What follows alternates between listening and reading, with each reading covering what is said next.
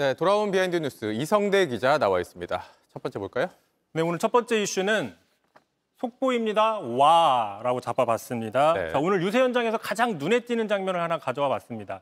서울 동작갑의 장진영 국민의힘 후보가 뉴스 속보라고 하면서 내용을 전달했더니 지지자들이 상당히 환호하는 장면이 있었는데 과연 어떤 내용이었는지 먼저 보시죠. 네. 방금 속보가 떴습니다.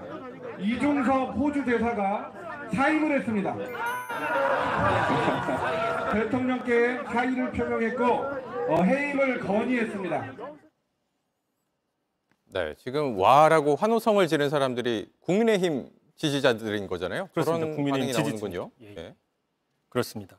그러니까 지금 대통령실에서는 그동안 이중섭 이제 전 대사가 됐죠. 전 호주 대사의 임명이 전혀 문제가 없다는 입장이었는데 네. 이와 반대로 국민의힘 지지층에서조차 이건 좀 큰 문제가 있고 빨리 해결해야 된다 이런 마음들을 가져왔다라는 게 이번 장면으로 좀 드러난 게 아니냐 좀 이런 해석들이 나오고 있고요.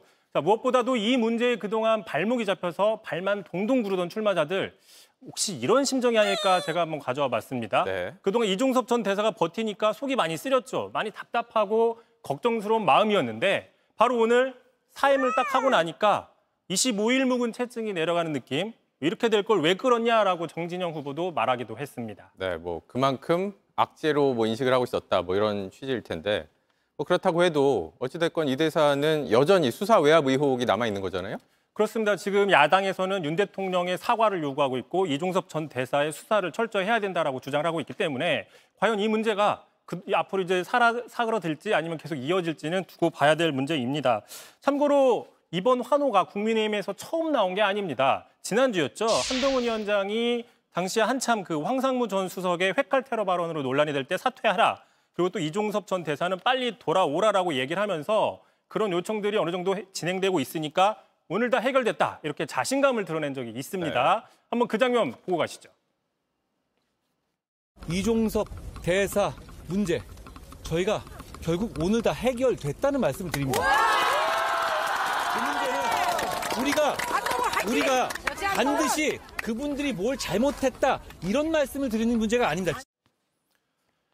자, 보신 것처럼 그때도 이미 다 해결됐다고 해서 지지자들이 환호를 했는데 오늘도 완전히 끝났다고 해서 지지자들이 또 환호를 했지 않습니까? 자, 결국에는 앞에서 한동훈 위원장이 얘기했던 게 다 해결이 되지 않았다는 게 오늘 드러난 셈인 것이죠. 네, 뭐 좀 더 지켜보죠. 다음 볼까요? 자, 두 번째 이슈는 선 넘은 식단이라고 정해봤습니다. 자, 대전의 한 초등학교 식단표에 난데없이 국민의힘이 들어가서 논란이 있습니다. 자, 제가 한번 가지고 와봤는데요. 4월 10일 날 국회의원 선거 날인데 여기 보면 참고로 다 휴일입니다. 투표는 국민의힘이라고 적혀 있어서 이게 정치적인 중립성을 훼손한 게 아니냐 이런 민원들이 지금 접수가 돼서 논란이 되고 있는 겁니다. 네, 사실 뭐 오해를 살 수 있으니까 이 학교 측에서는 뭐라고 얘기를 합니까? 일단 대전시 교육청과 대전시 선관위 등이 해당 학교에 대해서 경위 조사에 착수했습니다. 그랬더니 이제 뭐라고 얘기를 하느냐?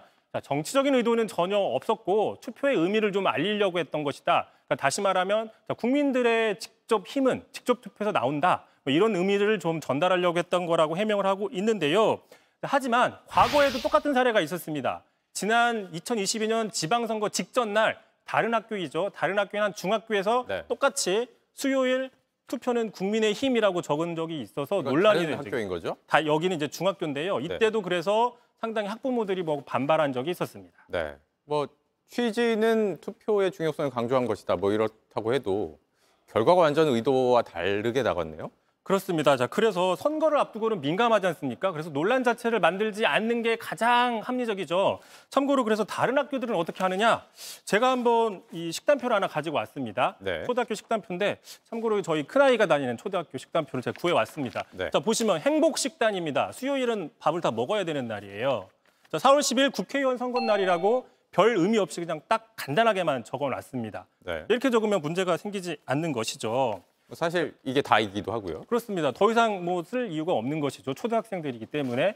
자, 비슷한 논란이 또 있었죠. 의도가 없다고 얘기를 했지만 마치 특정 정당을 지지하는 게 아니냐. 뭐 보셔서 아시겠지만 최근에 한 공중파 방송사가 미세먼지 수치를 전달하면서 파란색 글자로 크게 1번을 적어서 마치 민주당을 홍보하는 게 아니냐라고 논란이 있었습니다. 자, 그러자 그때 한동훈 위원장 이렇게 얘기를 했었죠.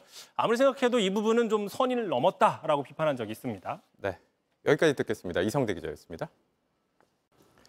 JTBC 뉴스를 시청해 주신 여러분 고맙습니다. 저희는 저녁 6시 50분 뉴스룸에서 뵙겠습니다.